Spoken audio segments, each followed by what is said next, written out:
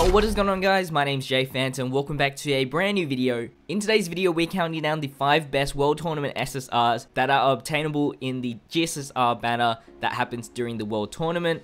This list is in no way in any particular order, since every single unit here has their own situational purposes. Also, this list only contains SSRs that both Global and JP have. JP already has a few more extra cards in their GSSR banner, so I excluded those because I wanted this video to be targeted for everyone. And finally, the cards that I've chosen to be the best are, of course, in my opinion. So if you think there's a better SSR that I've missed out, make sure you comment down below the card and the reason why. But anyway, let's get into the first card. Okay, so the first card that we have here is Absolute Suppression Tulis. Let's go through his card real quick. Leader skill is Ki +3, attack and defense plus 30% when your HP is 30% or above. He causes supreme damage with a high chance to stun the enemy. Passive skill is Ki +3, attack and defense plus 60% for 7 turns from the start of the turn.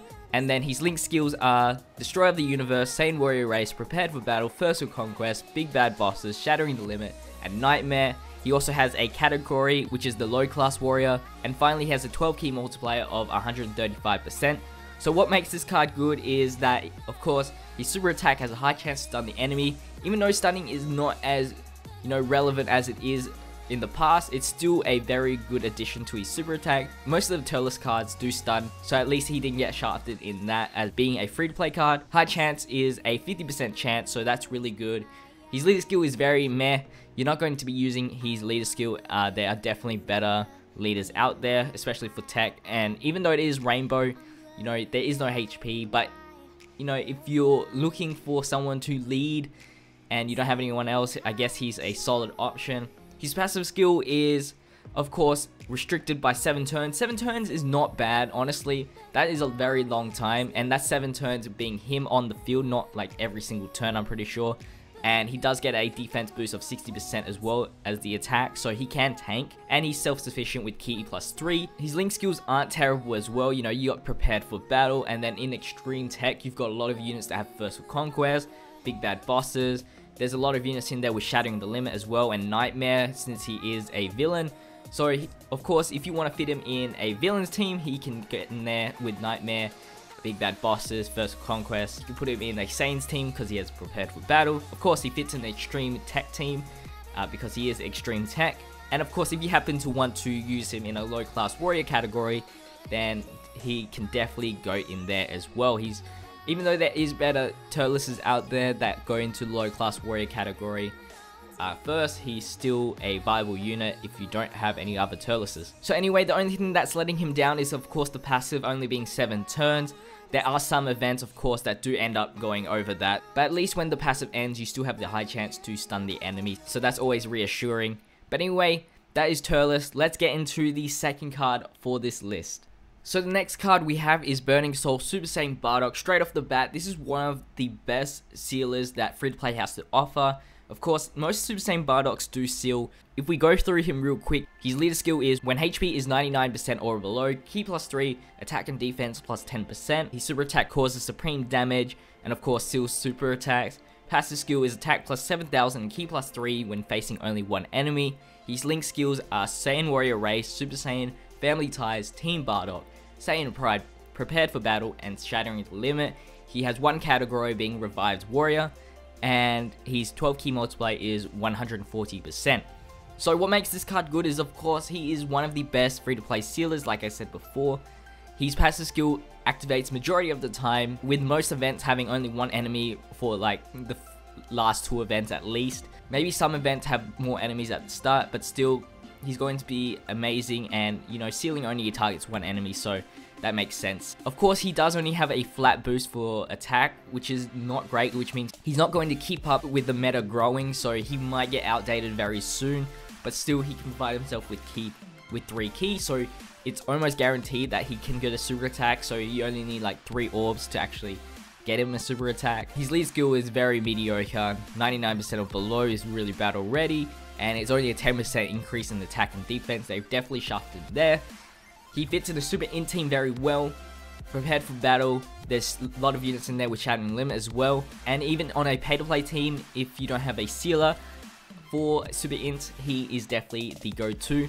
He is also in the category Revived Warrior, so he can also be a sealer for their team. I don't think there is any other good sealers in Revived Warrior, except for maybe the physical Bardock. But other than that, if you don't have him, of course, since you do have to hope for the RNG for the best, even for this guy, but he has a better chance to get summoned anyway. He is definitely an option for the team. So the reason that he's on this list is because of his diversity, and of course he can steal super attacks, which is definitely more relevant now than stunning, because stunning, of course, you have the RNG. Sealing, you have it happening 100% of the time. So anyway, that is Bardock. Let's get into the third card for this list.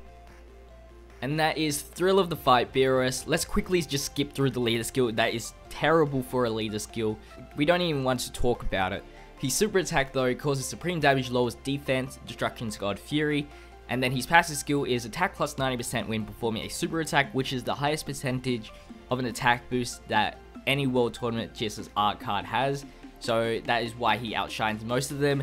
His link skills, Godly Power, Prodigy's Connoisseur, the Innocence, Shocking Speed, and Shattering the Limit. He has Realm of Gods as a category, and he has a farmable super attack as well as a 12 key multiplier of 135%. The farmable super attack is obviously the SR tech burst that you have to summon, but still it is a quote-unquote farmable super. So what makes this card good is, of course, his attack stat. It is the best out of all the World Tournament GSSRs. He also fits in the Realm of Gods category very well actually. He has Godly Power, which is a 15% attack boost, so he can fit with pretty much all the units with that.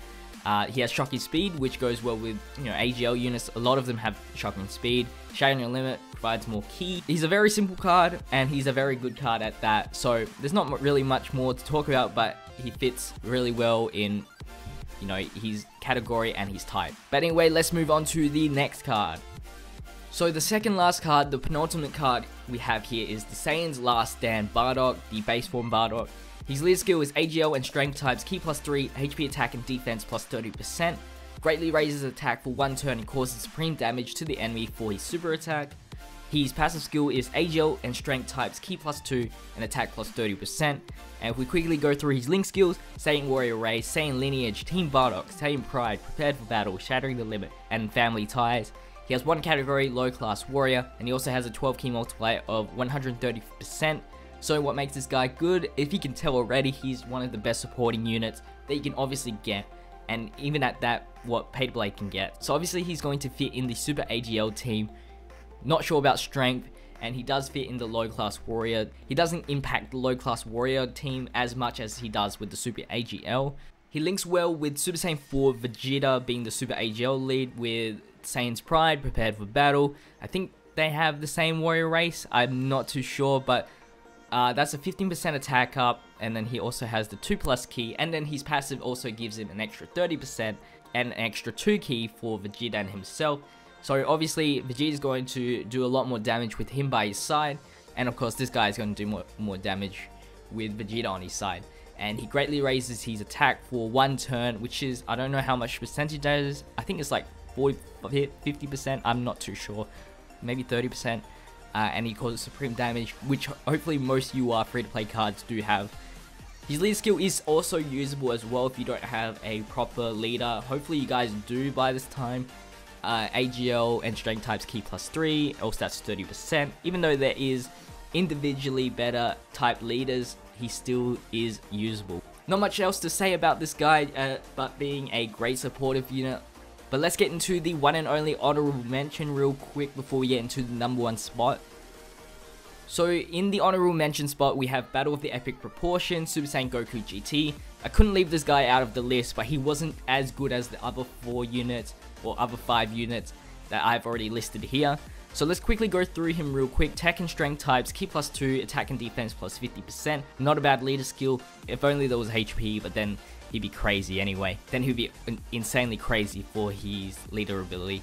Cause supreme damage, allies attack plus 25% for 1 turn. His passive skill is attack and defense plus 9,000 when ki is 7 or more. And then his link skills are Golden Warrior, Saiyan Lineage, Super Saiyan Kamehameha, GT, Prepared for Battle, and Shattering the Limit. He has a 12 key multiplier of 140%. Pretty much the way to describe this card is pretty much the friend you don't talk to unless your best friend is not available. So He's pretty much like the second guy you want to have linked with Super Saiyan 4 Goku. Obviously, if you're going to run a Super Strength team, if you don't have the Super Saiyan 3 GT Goku, this guy's your reserved card. He has 4 links with Super Saiyan 4 Goku, being Super Saiyan, Kamehameha, GT, and Prepared for Battle. So that's 4 key. Kamehameha link gives him an extra 2,500 attack, and then Super Saiyan's extra 10%, so he's not a bad linking partner with Super Saiyan 4 Goku, but obviously there is a better linking partner for him. And another reason why this guy didn't make it into the official top 5 is because he has a flat boost of 9,000, so obviously he isn't going to grow as much as people with percentage boosts. He does have a cool, you know, super attack thing where he gives 25% attack boost to allies for 1 turn. Obviously that's not going to be really effective unless you have him in the first slot and then in the second spot, or maybe in the second spot. He doesn't have a fumble super, and he's just, you know, meh, really. But honestly, if you're free to play like me, 100% free to play, he's definitely really good on a super strength team, but not as good in a pay to play team, which most of the cards here can fit on pay to play teams, so he's just there, I guess. But let's finally get into the number 1 spot, which I think you guys will already know by just sheer elimination. And that, of course, being in the number 1 spot, Training and Discovery Super Saiyan Goku, otherwise known as Buff Goku. This guy is crazy, man. AGL, Tech, and Int types, Ki +2, HP attack and defense plus 30%, causes supreme damage to the enemy and raises attack for 6 turns. Tech and Int types, Ki +2, and attack and defense plus 25%. His link skills are Z Fighters, Super Saiyan, Insane Warrior Race, Golden Warrior, Prepared for Battle, Kamehameha, and Shattering Limit. His 12 key multiplier is 135%.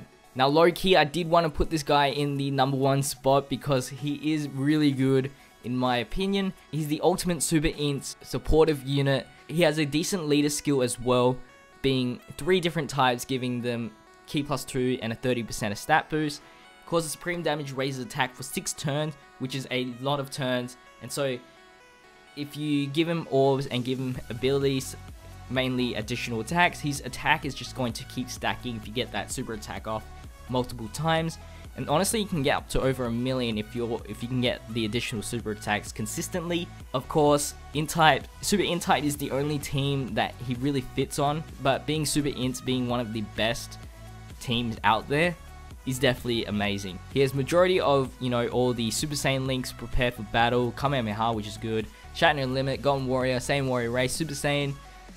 They're all just amazing links, honestly, and he has a fumble super as well. There's not much else to say about this card, but being one of the best, again, supportive units, which a lot of these World Tournament SSR cards are pretty much supportive units. So, anyway guys, that is the end of the video. Hopefully you guys enjoyed my top 5 SSRs from the Guaranteed SSR banner. Again, if you think I missed any World Tournament cards, make sure you comment them down below. Of course, I'm only talking about the cards that are in the GSSR banner for global at the moment.